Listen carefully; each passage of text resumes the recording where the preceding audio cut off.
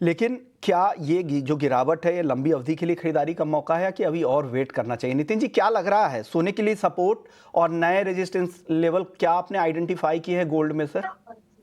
Sir broad range की अगर हम बात करें तो ब्रॉड रेंज अभी भी वो 96,000 जहां पे हमने last time long position MCX में बनते हुए देखी थी, तो मुझे लगता है जो ब्रॉड रेंज है वो 96,000 और 1 लाख के बीच में रहने वाली है।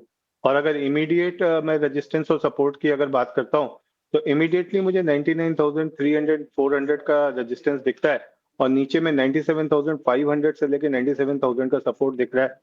गोल्ड में एक्सपायरी वीक चालू हो गया है विश्वमन जी, और रोल ओवर भी चालू है। तो अगर हम देखें तो करंट कॉन्ट्रैक्ट में लगभग 4,000 लॉट्स का ओपन इंटरेस्ट कम हुआ है, लेकिन नेक्स्ट कॉन्ट्रैक्ट में लगभग 7,200 लॉट्स का ओपन इंटरेस्ट बढ़ा है, और ये जिस पीरियड में बढ़ रहा था उस समय प्राइस जो है वो ऊपर जा रहे थे। तो अगर मैं प्राइस वॉल्यूम और ओआई की थ्योरी को देखता हूँ तो यहाँ पे ये दिखता है कि स्ट्रॉन्ग बाई की पोजिशन जो है वो बन रही है। और सोने में हमने ये देखा है पिछले एक साल में कि कंसोलिडेशन का फेज जब भी आता है, उस फेज में अगर हम गोल्ड को बाय करके चलते हैं तो आने वाले समय में आते हुए दिखते हैं। सेकंड, अगर हम टेक्निकल चार्ट्स के ऊपर देखें तो विश्वमन जी, मार्च 2024 से लेके अब तक मैं आपके प्रोग्राम में कई बार रिपीट कर चुका हूँ कि 50 डेज का जो ईएमए है ये काफी स्ट्रॉन्ग सपोर्ट का काम कर रहा है। जब तक इसके नीचे 20 डेज का ईएमए नहीं आ जाता तब तक हम गोल्ड में बेरिश सेंस नहीं कर सकते।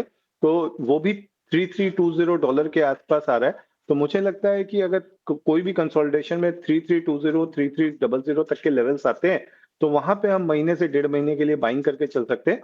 अपर साइड में मुझे लगता है डॉलर टर्म्स में 3450 के लेवल्स जो हैं वो हमें फेड मीटिंग के बाद और ये जो नेक्स्ट मंथ का जॉब डेटा आएगा उसके आसपास हमें देखने को मिल सकता है, और एमसीएक्स में हमें वापस 1 लाख तक के लेवल्स भी देखने को मिल सकते हैं। विश्वमोहन जी, लेवल भी दिखेंगे, लेकिन उससे पहले ये कंसोलिडेट करने की कोशिश करेगा। एक टाइम करेक्शन भी गोल्ड में कह सकते हैं जब मार्केट कंसोलिडेट करता है तो। लेकिन अगला हफ्ता यूएस फेड की बैठक है और संभावनाएं यही है कि इस बार भी ब्याज दरों में कोई बदलाव नहीं होगा।